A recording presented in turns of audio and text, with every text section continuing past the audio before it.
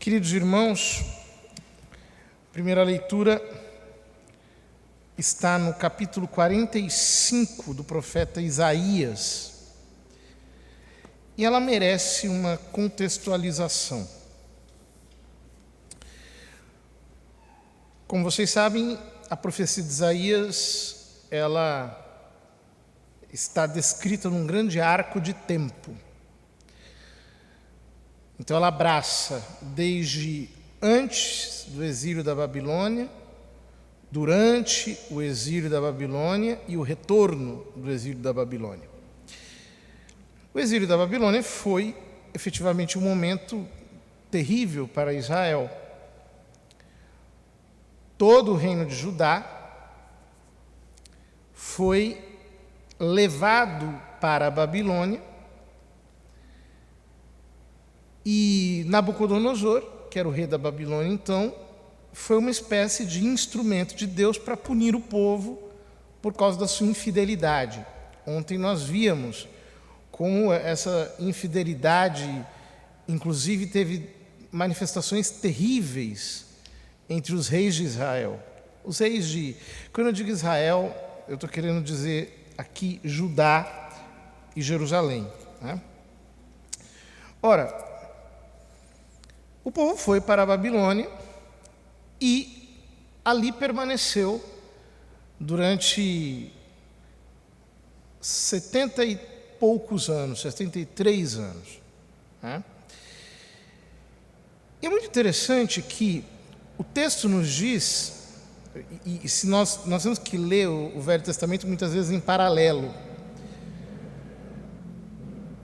O profeta Daniel foi o profeta, digamos assim, que, residindo na Babilônia, exerceu ali o seu ciclo profético.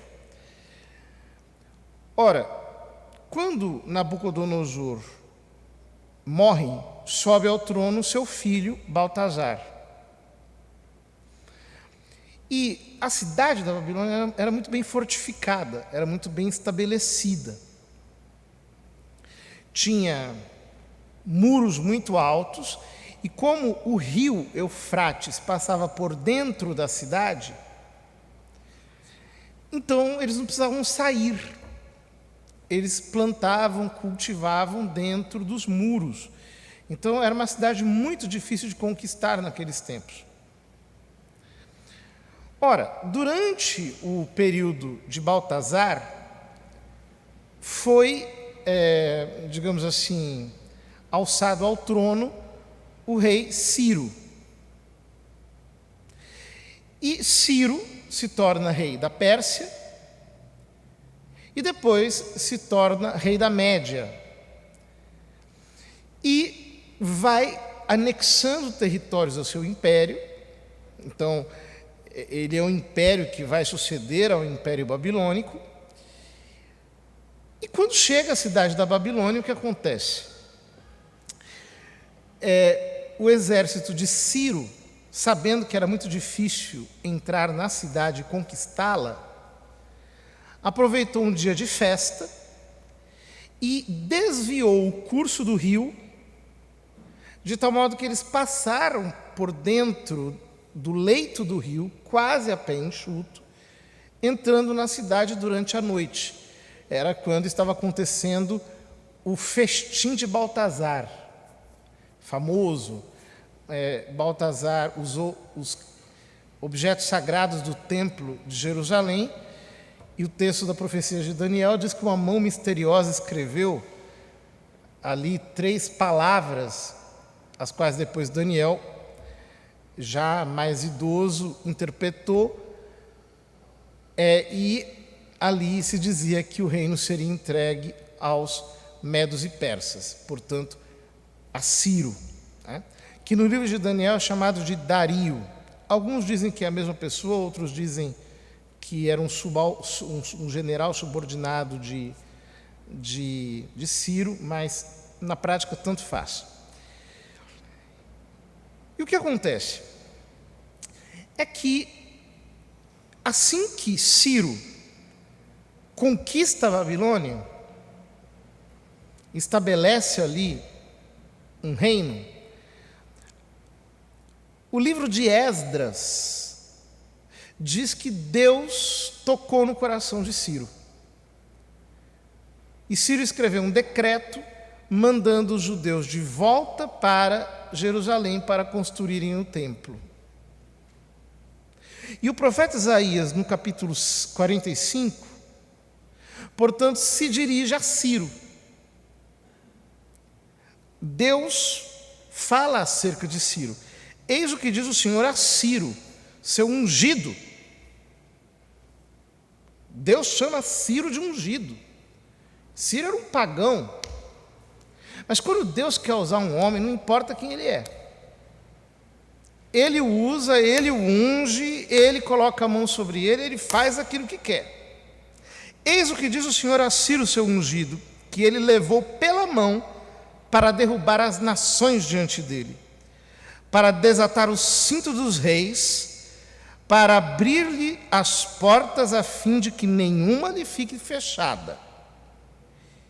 Irei eu mesmo diante de ti, aplainando as montanhas, arrebentando os batentes de bronze, arrancando os ferrolhos de ferro. Ou seja, quando Deus resolve fazer, não tem porta que fique fechada. Ele derruba a porta, ele destrói maçaneta, ele faz todas as coisas darem certo. Eu te darei os tesouros enterrados e as riquezas escondidas, para mostrar-te que sou eu o Senhor, aquele que te chama pelo teu nome, o Deus de Israel. É por amor de meu servo Jacó e de Israel que escolhi, que te chamei pelo teu nome com títulos de honra, se bem que não me conhecesses. É bonito pensar isso. Deus está dizendo a Ciro: eu te chamei pelo nome, mas não foi por tua causa, foi por causa do meu povo que está ali. Foi por causa dos meus servos. Foi em fidelidade à minha palavra, à minha aliança para com eles. Isso mostra o quanto Deus valoriza o povo que lhe pertence.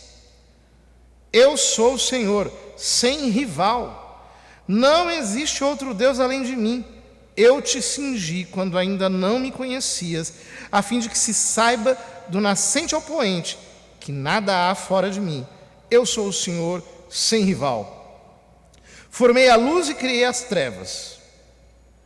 Busco a felicidade e suscito a infelicidade. O texto do lecionário diz: crio o bem-estar e as condições de mal-estar. Outras traduções dizem: crio tanto o bem quanto o mal. Na providência divina, tudo está perfeitamente disposto. Ele faz coisas que agradam os homens, coisas que desagradam, coisas que trazem prazer, coisas que trazem mal-estar, mas ele estabelece tudo para que a sua vontade se cumpra. Que os céus das alturas derramem o seu orvalho, que as nuvens façam chover a vitória, abra-se a terra e brote a felicidade, e ao mesmo tempo faça germinar a justiça. Sou eu, o Senhor, a causa de tudo isso. Ou seja, a resposta não vem da terra, vem do céu. A intervenção não vem da terra, vem do céu. Aquilo que acontece, aquilo que determina o curso dos acontecimentos, não vem da terra, vem do céu. Deus é o protagonista de tudo isso. É Ele que realiza todas as coisas.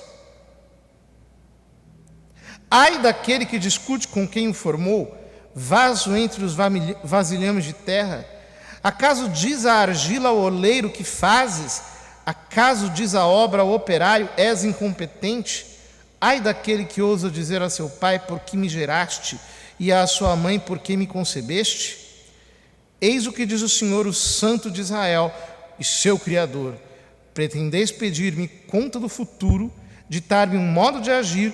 Fui eu quem fiz a terra, fui eu que a povoou de homens, foram minhas mãos que estenderam os céus, fui eu que comandei todo o seu exército, fui eu que na minha justiça suscitou Ciro, e quem por toda parte lhe aplana o caminho. É ele quem fará reedificar minha cidade e libertar meus deportados sem recompensa nem dádiva, diz o Senhor dos Exércitos. Ou seja, Deus, na sua soberana vontade,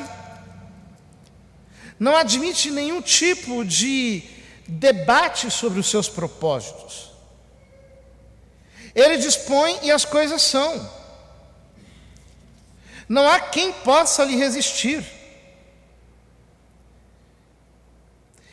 E é bonito pensar que ele escolheu Ciro justamente para que ele cumprisse uma função na história do seu povo. Apesar de ser um homem ignorante, apesar de não conhecer o Deus de Israel, apesar de ter tantas imprecisões, apesar de ter tantos defeitos de caráter, apesar de todos os pesares, o escolhido é ele, o ungido é ele, e ninguém poderá tirar a sua unção. E diz mais o Senhor: os pobres do Egito, os traficantes da Etiópia, os de elevada estatura de Sabaim, passarão para a tua terra e serão teus. Eles te servirão e desfilarão acorrentados.